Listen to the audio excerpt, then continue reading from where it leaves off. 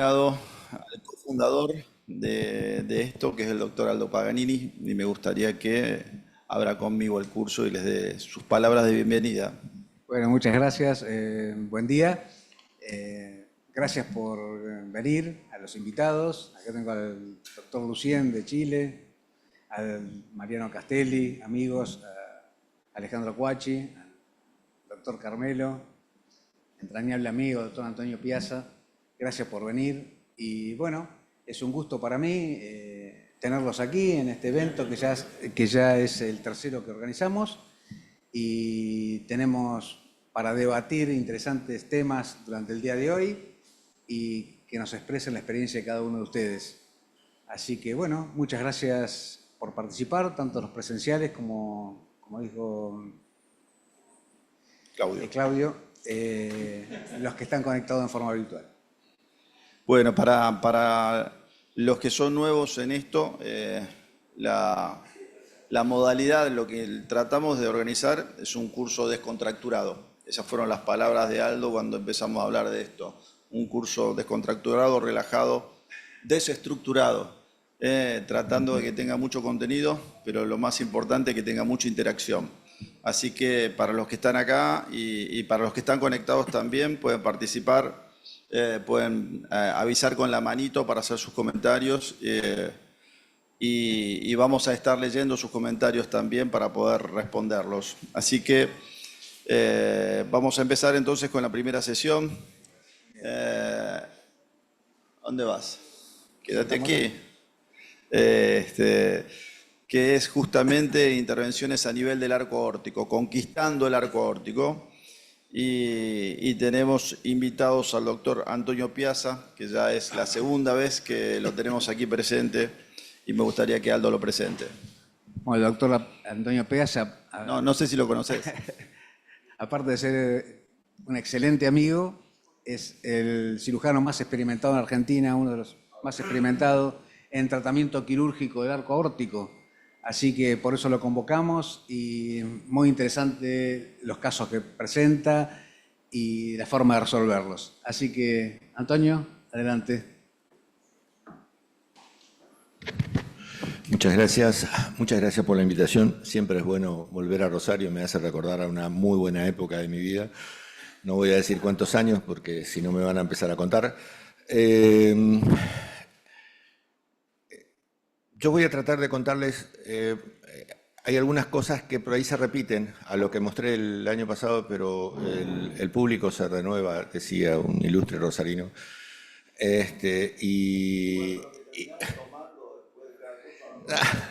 Y vamos a reafirmar, tratar de reafirmar algunas cosas e ir paso a paso las cosas que, mostrarle que lo que vamos haciendo lentamente como para poder ver realmente, tratar de resolver esta patología que tenemos de la aorta, que es una patología biológica con tratamiento mecánico, porque no nos olvidemos que la enfermedad es biológica, lo que tiene la aorta, y le vamos a poner o una endoprótesis o le vamos a poner una prótesis común y lo estamos sometiendo con algo mecánico tratando de solucionar este problema. Vamos a ver si esto funciona. Sí, ahí debería. Un poco para ordenarnos.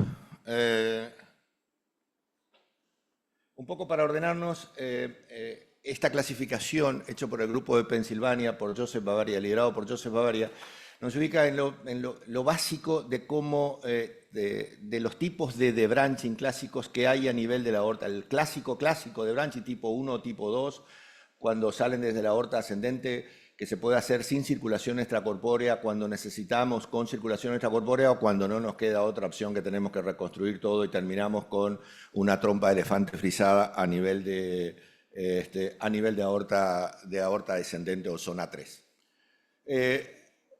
Vamos a ir de lo más simple a lo más complejo. Entonces, en esto yo lo que les quiero es mostrar el primer caso cuando vamos desde el debranching típico, el debranching tipo 1, y le voy a mostrar un caso que nosotros hacemos y tratar de ir paso por paso. Esto es un aneurisma torácico complicado.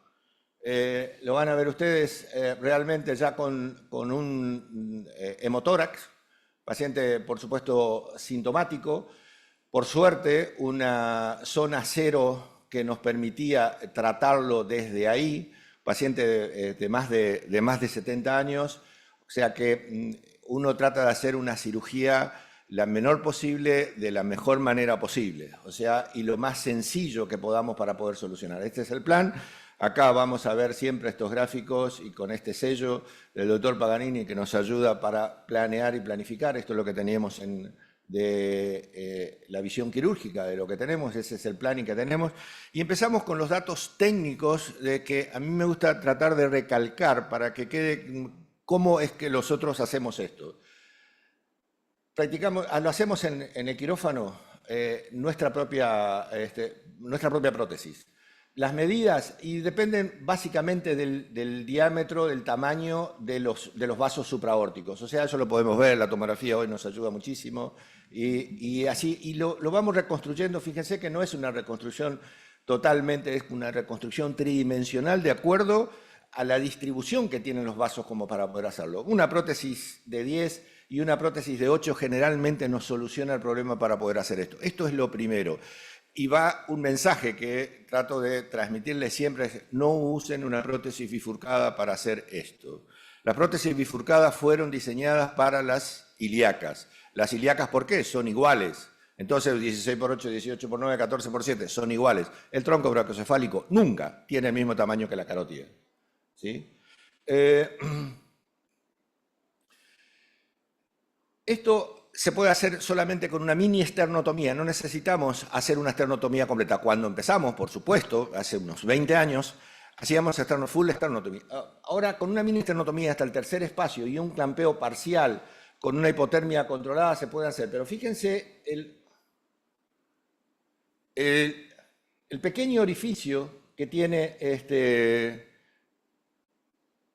de donde va a ser el sitio proximal. Es un pequeño orificio. Si usamos una prótesis bifurcada acá, seguramente este orificio va a ser mucho más grande. Una 14x7 nos va a ocupar y nos va a quitar landing zone. ¿Sí? Así es como queda esta prótesis. Lo hacemos en aorta ascendente. Carmelo acá me lo va a discutir seguramente y me va a decir hay que hacerlo en un clampeo un poco más lateral. Y probablemente o seguramente él tenga razón. Pero al usar una prótesis no bifurcada no es necesario y no ocupa tanto espacio. ¿Sí? El otro punto importante que hacemos es esto que ustedes ven acá. ¿Sí? Hacemos un banding a nivel de la zona de la landing zone proximal. ¿Por qué? Dijimos que era algo biológico. Los aneurismas de aorta, las aortas se siguen dilatando y se siguen dilatando con el tiempo. Pero lo mismo pasa para las prótesis. Ahora después les voy a mostrar algo por qué también lo hacemos. Tanto en aorta nativa como en prótesis nosotros hacemos un banding. Este banding creemos, porque no les puedo decir lo demostramos, porque no existe eso, creemos que esto no nos va a permitir que esta zona se siga dilatando y esto nos va a permitir un LEC tipo 1A con el tiempo. Entonces, este landing zone para nosotros es fundamental, ¿sí? Y tenemos, fíjense, 4 centímetros donde vamos a ir a liberar y acá ponemos una marca metálica, como lo ven ahí, que se puede ver muy bien radioscópicamente como para que lo vamos a usar después en quirófano. Simplemente la anastomosis de los vasos supraórticos, el tronco brachiocefálico, son anastomosis muy rápidas, hay que mantener una buena presión arterial. Si uno tiene control con NIRS para ver la perfusión cerebral sería muy bueno, pero no siempre contamos en quirófano, es una anastomosis de menos de 5 minutos. Yo digo que en menos de 5 minutos no se descerebra nadie. ¿Sí?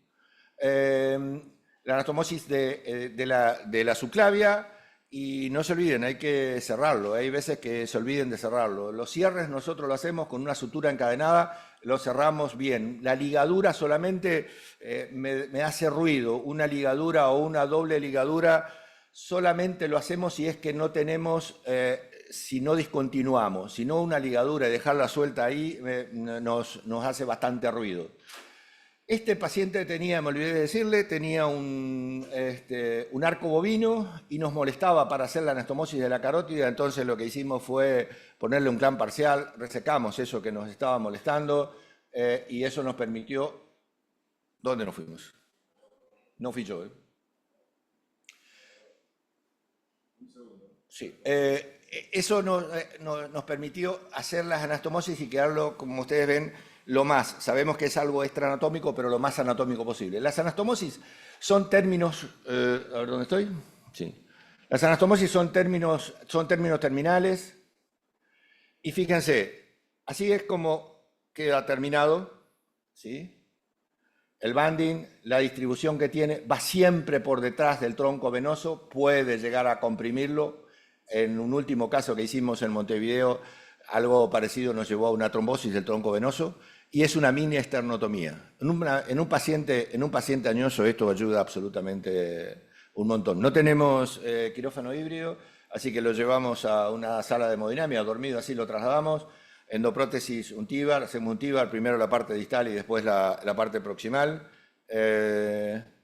Fíjense la marca, cómo se ve a esta altura, la marca para verla absolutamente muy bien y nítida, y con eso excluimos el aneurisma. Aldo no nos deja continuar si es que no hacemos este control para ver si estaba permeable o no está permeable, y así es como ustedes ven cómo termina el procedimiento excluyéndolo. Pero les muestro que sí, el paciente siguió viviendo, por supuesto, hemos solucionado, se excluyó totalmente esto, ¿sí? Y así es como se ve en el posoperatorio. Nos hizo una ligera complicación que se pudo resolver. Esto lo terminamos a las 3, 4 de la tarde, a las 6 de la mañana nos llaman porque el paciente hizo paraplegia. Y eso que no entré en detalles, pero ustedes ven que fuimos justo, no más, porque lo ideal es decir, excluimos toda la aorta torácica descendente, siempre lo ideal, excluimos toda, pero vamos justo, inclusive quedó un pequeño aneurisma. ¿Dónde me fui? Quedó un pequeño aneurismita distal, si es que lo ven ahí en esa zona. Con todo eso nos hizo paraplegia. Se le clavó una aguja, se le puso rápidamente un Licowar al mediodía y el paciente recuperó. El paciente anduvo bien y se fue caminando. Pero tiene sus bemoles, a pesar de ser un procedimiento con esta característica, mini esternotomía, sin circulación extracorpórea, sin hipotermia profunda, se puede solucionar una situación grave, crítica como la de este paciente. Este es el caso, digamos, más simple que tenemos. Empezamos por la parte sencilla. Así es lo que ve el volume rendering de cómo quedó. Estamos trabajando desde hace bastante tiempo. Cuando veo esta fecha en la que estamos, nos damos cuenta de que empezamos en el 2005, hace 20 años que estamos trabajando con esto. En ese momento hacíamos full sternotomy. Esto fue un trabajo que presentamos en la revista de la Sociedad Argentina de Cardiología, pero fíjense ya los años que venimos haciendo esto y que venimos trabajando en esto. ¿Por qué vamos a zona 0? ¿Y por qué no trabajamos en zona 1 o zona 2? Creemos que hay varias razones. El leak tipo 1A que nos puede aparecer en zona 1 es una zona muy limitada. La solución de ese inconveniente puede ser muy complejo, pero si tenemos una buena landing zone en zona 0, como lo demuestra este trabajo, seguramente vamos a tener menos problemas en el seguimiento. Porque estamos haciendo el debranching para mí, y quiero empezar a recalcar esto. El debranching es un procedimiento alternativo. El debranching no es un procedimiento definitivo. Es un procedimiento que nosotros lo usamos en pacientes de mayor riesgo. Porque si tenemos un paciente de menor riesgo, hay que reemplazar la aorta ascendente del arco y probablemente hacer un Freuxian Elephant-Trunk, ¿sí? Y acá viene la pregunta en la era total del procedimiento endovascular, si hacemos debranching o reemplazamos la aorta. Y fíjense el por qué cuando usamos un procedimiento híbrido o cuando hacemos un reemplazo. El procedimiento híbrido tiene una limitación en el tiempo, tienen mayores complicaciones, tienen mayor mortalidad. En el seguimiento, el procedimiento híbrido es total, así como les mostré, por más que tengamos todos los recaudos, el seguimiento no los acompaña como cuando hacemos un reemplazo. Por supuesto, el paciente se recupera mucho más rápido, se recupera mejor pero la sobrevida es mejor cuando uno hace un reemplazo total. Vamos al segundo paso. No tenemos zona cero biológico. La aorta no nos sirve, la tenemos que reemplazar, la tenemos que la tenemos que reconstruir nosotros. Para eso necesitamos de la circulación extracorpórea, ¿sí? Entonces, les voy a mostrar una paciente de 56 años, abogada ella, hipertensa con sobrepeso. Estaba asintomática, pero tenía, por suerte, una raíz de aorta normal y una válvula aórtica tricúspide que no necesitamos hacer nada. Pero fíjense, tremendo aneurisma, aorta ascendente dilatada. Por suerte ven que la raíz está bien y la válvula está bien. Una paciente muy joven con esta patología. El plan era esto: reemplazar la aorta ascendente, hacer una Frozen Elephant Trunk y después continuar en endovascular. Esta es la visión interna que tenemos. Y de nuevo, les voy a mostrar paso por paso la cirugía. Esto es canulación arterial. La canulación arterial no es el lugar que más me guste, que es el tronco brachiocefálico, pero no digo que no sea un buen lugar para para poner la cánula arterial. O sea, el primer sitio de canulación arterial, tanto en aneurisma crónico como en disección, para nosotros es la subclavia o axilar derecha. Y el segundo sitio alternativo puede ser el tronco brachiocefálico. Mucha gente lo usa, el tronco brachiocefálico, ¿sí? Hay que poner una prótesis de 8-0, anastomosis término-terminal, y siempre con una interposición de una prótesis es mejor. Esto nos permite el clampeo, la resección del tejido comprometido. Y de nuevo les muestro la sutura de la carótida interna y del tronco brachiocefálico. Acá la anastomosis se hizo seguramente en zona 1. Lo cerramos, lo que les digo siempre, no hacemos una ligadura. Esto es una sutura encadenada, sutura en guardia griega primero, sutura continua después, lo cerramos realmente bien. Y acá viene lo que liberamos. En este caso se usó una prótesis Nacronus, que es la que se usa como Frozen Elephant Trunk. Fíjense, es de muy fácil liberación, muy fácil, muy sencilla liberación. Es esta prótesis de Dacron, mucha fuerza radial, ¿sí? Es una stent recubierta de una prótesis de Dacron y tiene unos 2 centímetros y medio libre, que nos permite hacer la sutura. Estamos haciendo la anastomosis relativamente cómodo en este lugar. Acuérdense que ligamos subclavia y carótida, o sea que estamos en zona 1, y eso es una anastomosis bastante cómoda. Por supuesto que usamos todo el teflon que podamos. Usamos BioGlue cuando tenemos. El costo de este BioGlue, de este pegamento, hoy es absolutamente, le diría que casi prohibitivo, pero es de mucha utilidad. Esta anastomosis, en la medida de lo posible, no debe perder, no tiene que perder, ¿sí? Solamente, acá les muestro como para que vean que, así como decimos, hacemos sutura permanentemente. Bueno, en el caso de la subclavia, cuando tiene continuidad, podemos hacer una ligadura, y hacemos una ligadura proximal, doble ligadura proximal, ¿sí? De la arteria subclavia. ¿Por qué? Porque seguramente va a una anastomosis de la arteria subclavia extratorácica, ¿sí?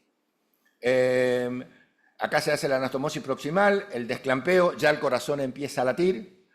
Otra cosa que quiero que noten, todo el campo quirúrgico está seco, no hay sangre. Uno debería trabajar en estas condiciones. A veces no se puede, pero tratamos de que esto sea así.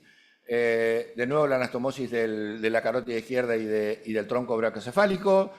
Son anastomosis rápida, estamos perfundiendo. Protección cerebral que usamos en estos casos. Protección cerebral selectiva anterógrada. La temperatura a la que llevamos: nasofaringe a 25 grados y temperatura rectal o vesical de 27 grados. ¿Sí? Con eso tenemos margen suficiente para hacer este procedimiento. Y la anastomosis extratorácica es muy sencilla. Esa prótesis que teníamos, lo llevamos por el segundo espacio, identificamos la arteria subclavia auxiliar. Nunca sé bien a qué altura estamos, si es subclavia o es axilar, pero nunca lo termino de definir bien.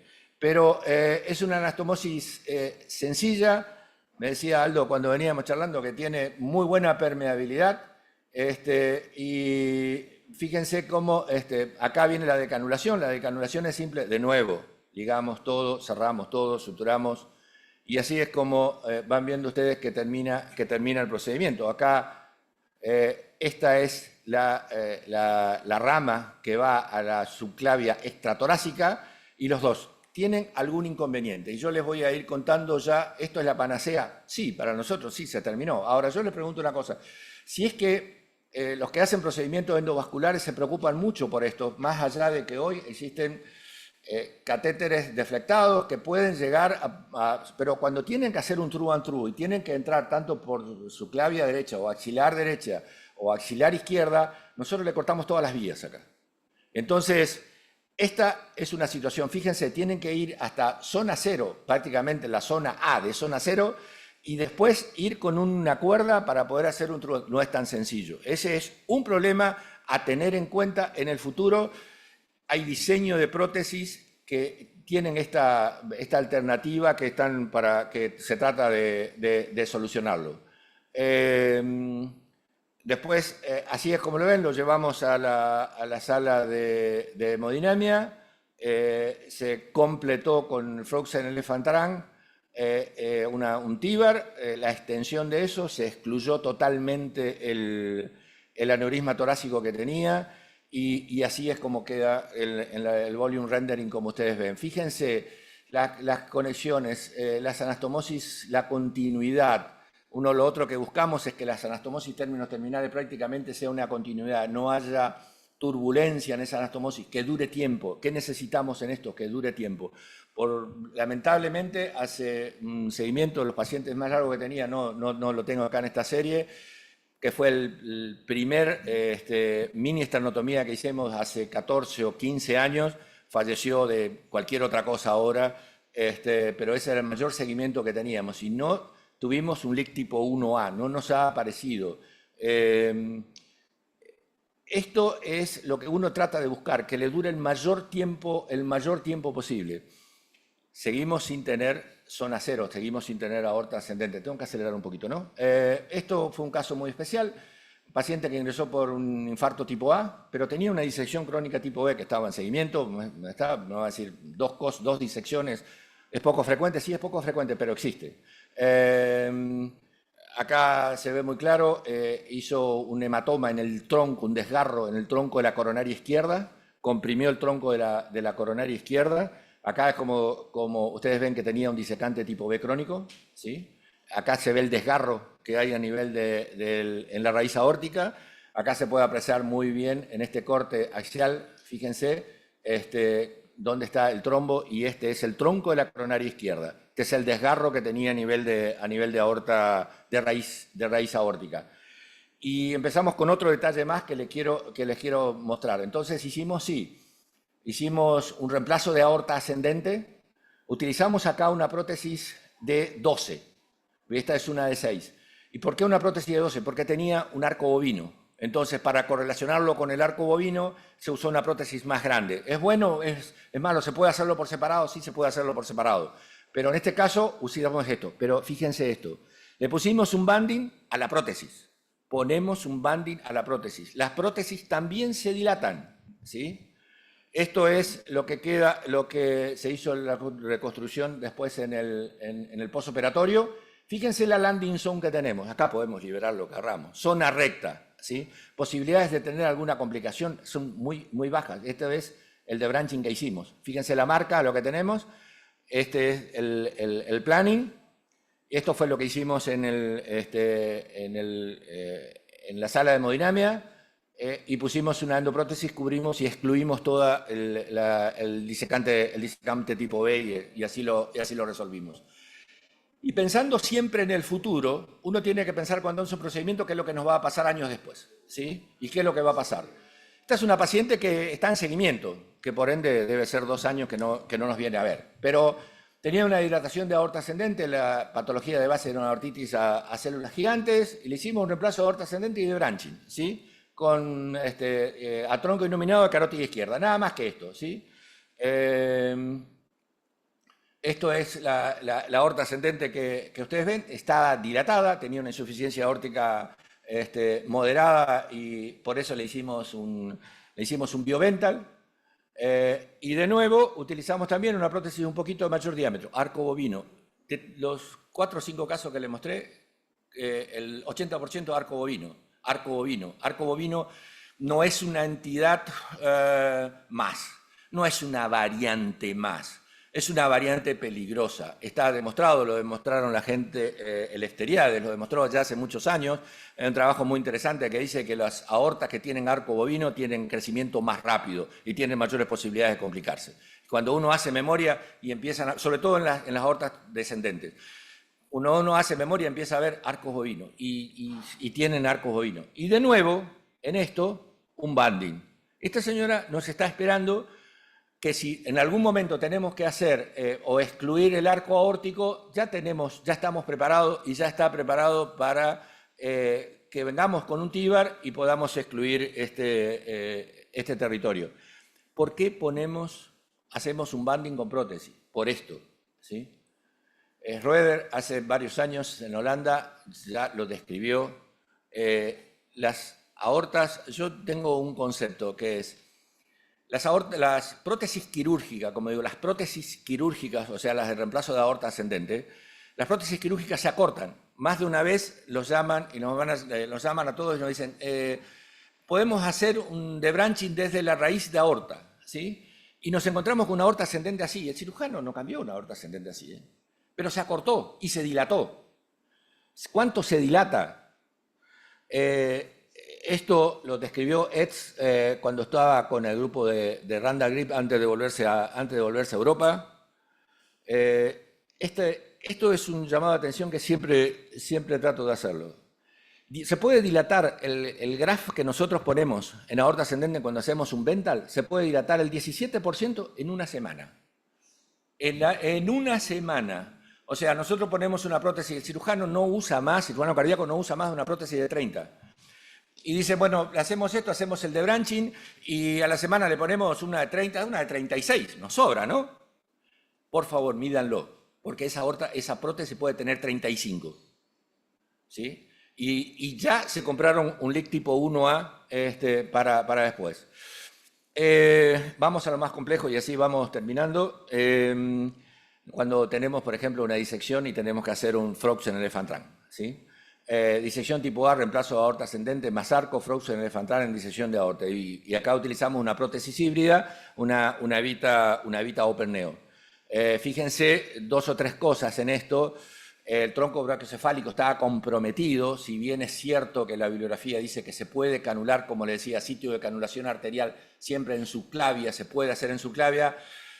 A mí me busca la excusa y yo le clavo una aguja directamente en la aorta ascendente, en el segmento disecado, controlado, seguido por supuesto por eco, para estar seguro de que está la cuerda en luz verdadera, ¿sí?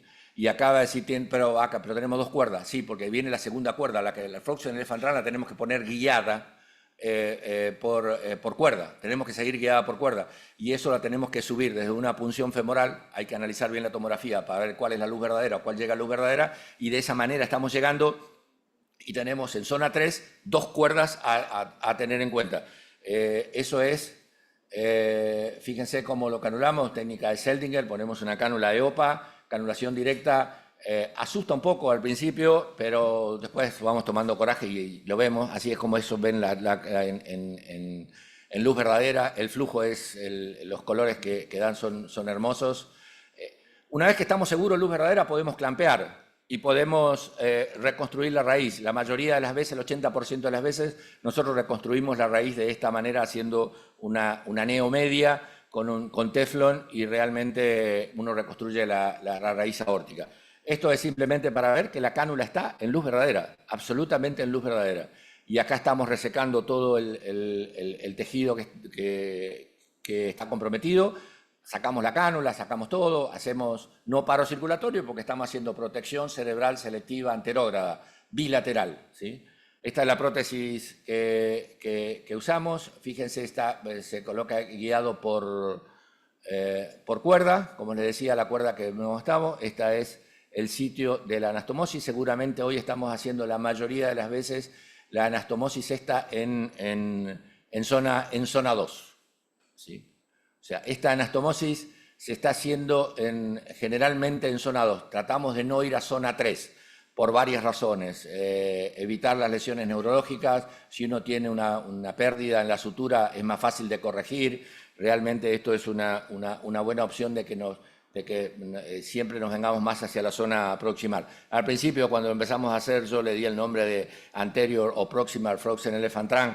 En definitiva, es anastomosis en zona 2, zona 1, y a veces también vamos a hacerlo en zona 0. La anastomosis proximal a nivel de raíz aórtica, la anastomosis de los vasos supraórticos, como les había mostrado anteriormente, y así es como tiene el procedimiento terminado. Y fíjense esto, tiene que tener esta disposición para que no se acode, pero les vuelvo a repetir, ¿cómo entramos por acá con un catéter para poder ir a aorta torácica descendente? No es fácil, es un problema que lo tenemos que resolver. Hay dispositivos nuevos que solucionan este problema. La ecografía que muestra que la válvula aórtica quedó bien, la endoprótesis o el TIVA que usamos en aorta descendente, fíjense, el flujo quedó por dentro, el flujo está excluido totalmente a nivel de la falsa luz.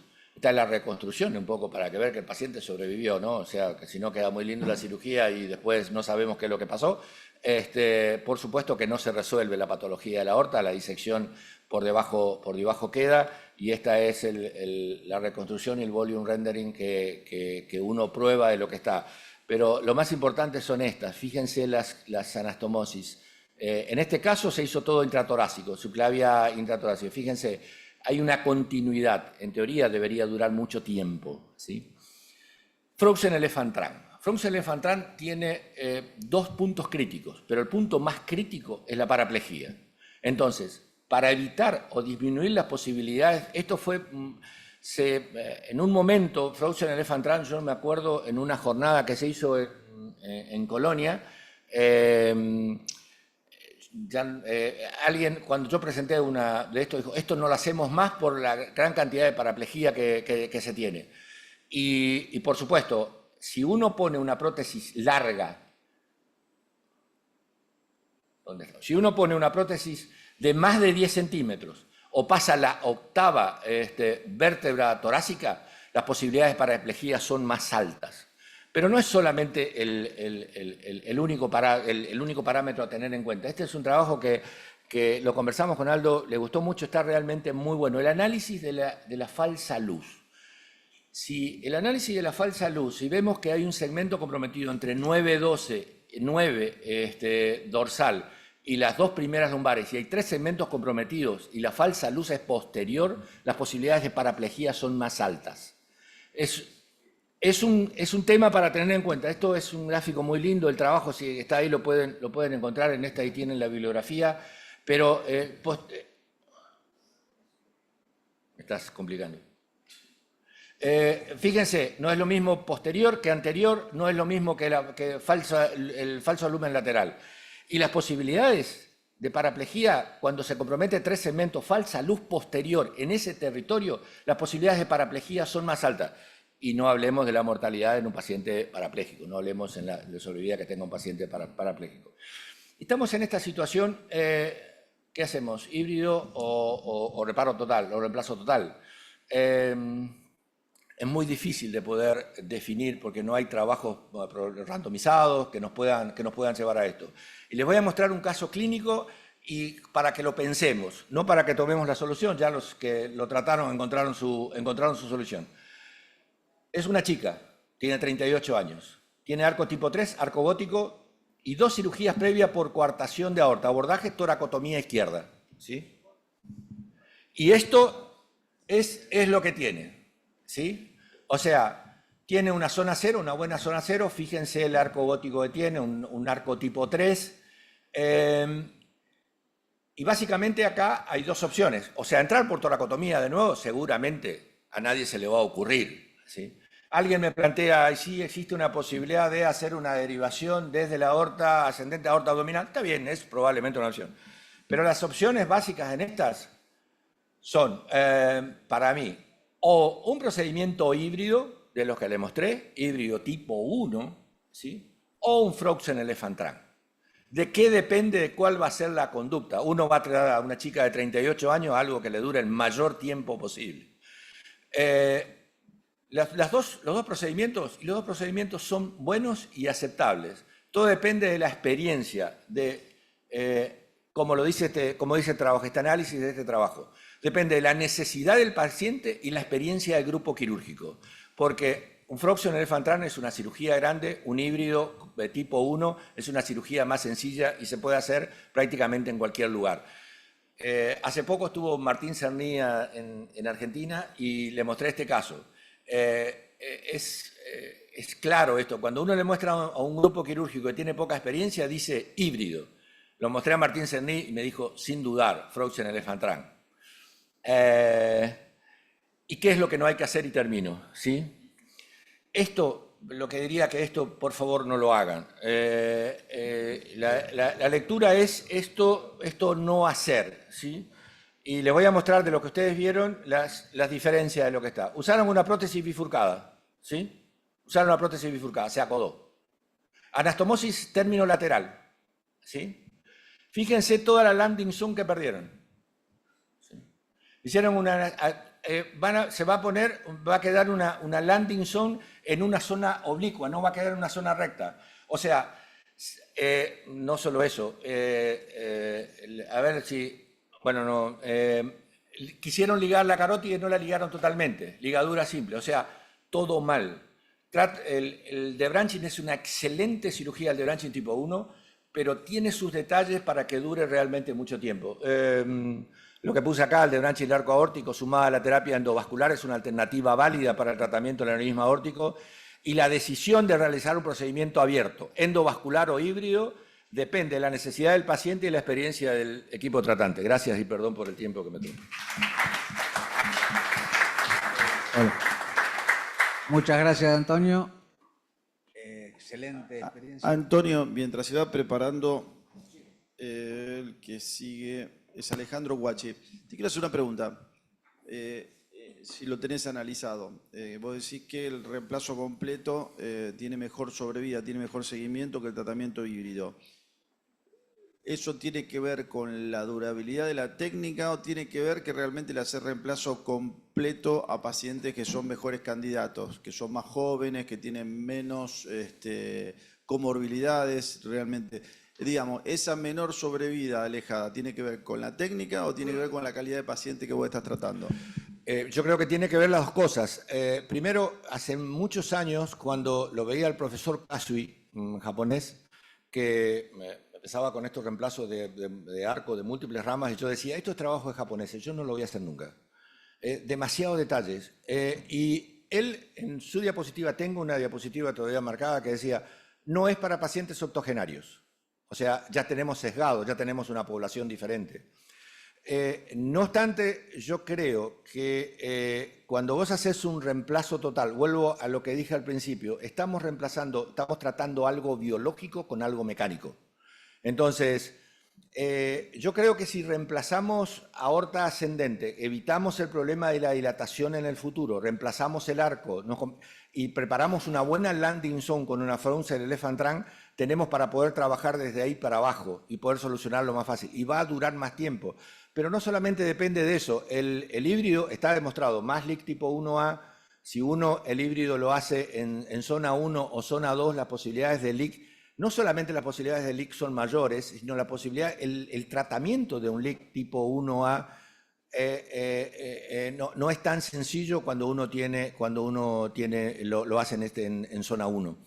Entonces, me parece que las cosas es una suma de detalles. No obstante, el Frozen Elephant Trunk no es para todos los pacientes y no es para todos los grupos quirúrgicos. No quiero ser selectivo con esto, pero es una cirugía muy grande. Ahora en el europeo presentaron el tiempo quirúrgico de la sala de operaciones para un Frozen Elephant Trunk, 400 minutos.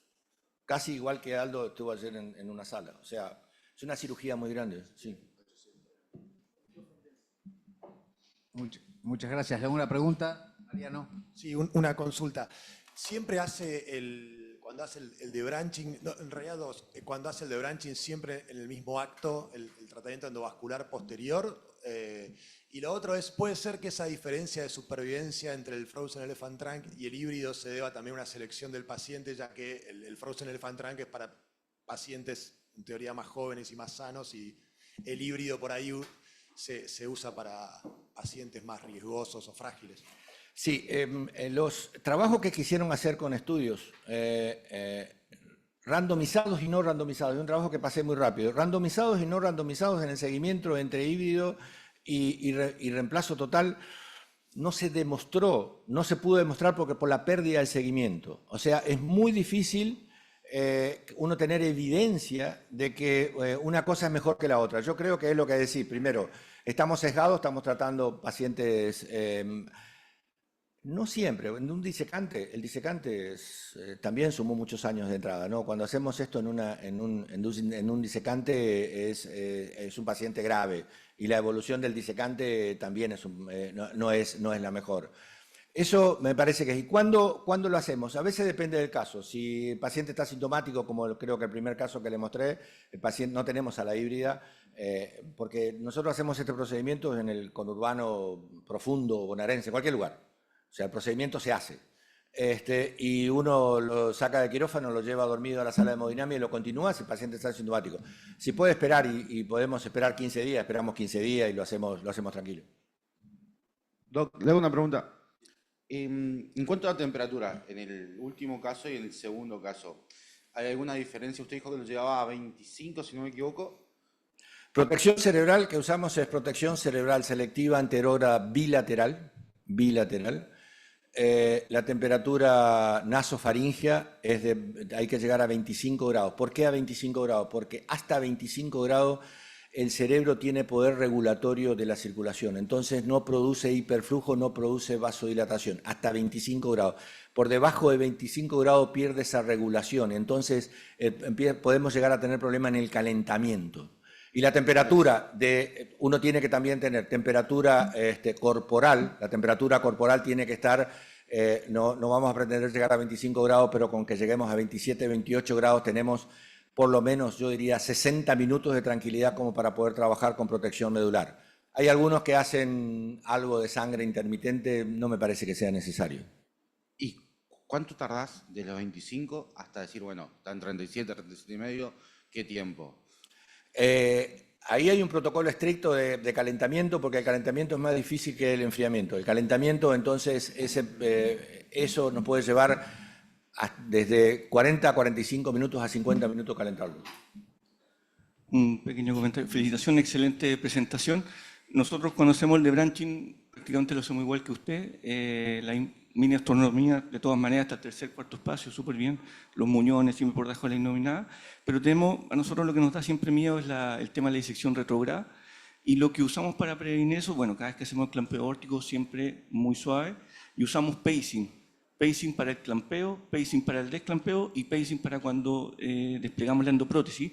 Y desde que tenemos eso, de hecho lo publicamos con 47 pacientes y significativamente tuvimos menos disección retrógrada.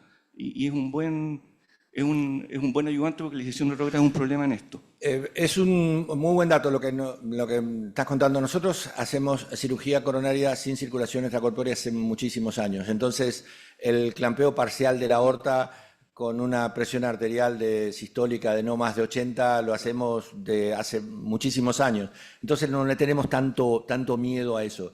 Y lo cierto es que cuando hacemos liberación en zona cero de la prótesis, por supuesto que en la charla no puedo decir, porque si no estaríamos hablando todo el día, hoy utilizamos y coordinamos lo que hacemos con las TAVI. O sea, pasamos una cuerda, lo ponemos dentro del ventrículo, paseamos por cuerda, bajo cuerda, y hoy es una solución absolutamente, bueno, es un marcapaseo rápido y se libera en zona cero con precisión, porque ahí hay que liberarlo con precisión. A veces el movimiento asusta un poco, ¿no? Pero para estar preciso, y lo marcapaseamos. Esto, el combinarlos y el aprender con el tema de las TAVI nos llevó a utilizar de esta manera y creo que nos ayuda muchísimo.